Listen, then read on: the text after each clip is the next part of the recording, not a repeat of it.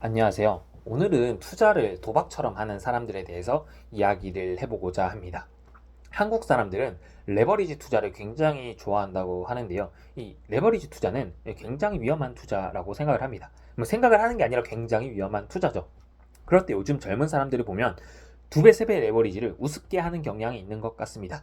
그런데 레버리지가 상승장에선 좋지만 하락장에서는 굉장히 큰 아픔으로 다가옵니다. 이게 아픔으로 끝나면 다행인데 아무리 돈을 많이 벌어도 하락장에서 크게 잃으면 이때까지 번 돈을 잃는 것은 말할 것도 없고 원금까지 까이면서 이게 굉장히 패닉이 올 수도 있는 거거든요. 그러니까 아무리 돈을 많이 벌어도 크게 잃으면 아무리 많이 번 게 의미가 없어지는 거라고 생각을 합니다. 그렇기 때문에 투자 거장들도 레버리지 투자를 멀리하고 그 레버리지 사용을 굉장히 두려워하고 조심스럽게 접근을 하는데 개미 투자자일수록 레버리지 투자를 아무렇지 않게 하는 것 같습니다. 워렌 버핏도 말을 했죠.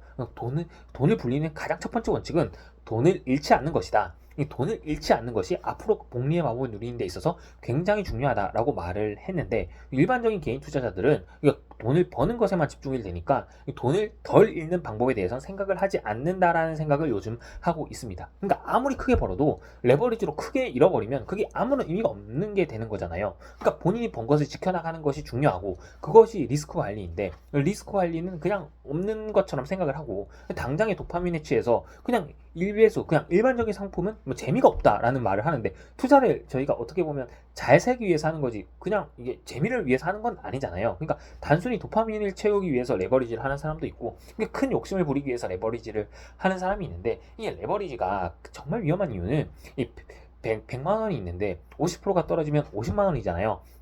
근데 다시 50%가 오르면 100만 원이 되는 것이 아니라 75만 원이 되는 것입니다. 즉 50%가 떨어졌을 때 다시 원금이 되려면 100%가 상승을 해야 되는 것이거든요. 근데 이게 레버리지로 가면 두 배, 세 배 레버리지로 가면 이게 두 배, 세 배로 어려지기 때문에 즉 음의 복리 효과가 작동하기 때문에 더욱더 이게 힘들어지는 것입니다. 그러니까 이게 레버리지는 장기 투자를 힘들게 만들고 그리고 사람의 멘탈도 흔들어 버리고 이게 기본적으로 지속 가능한 구조가 아닌 거잖아요. 그런데 이거를 단기적으로 뭐 10%, 20% 먹는 게 좋아서 레버리지 투자를 한다는 것은 투자에 있어서 리스크 관리가 전혀 되지 않는 것이라고 생각을 합니다.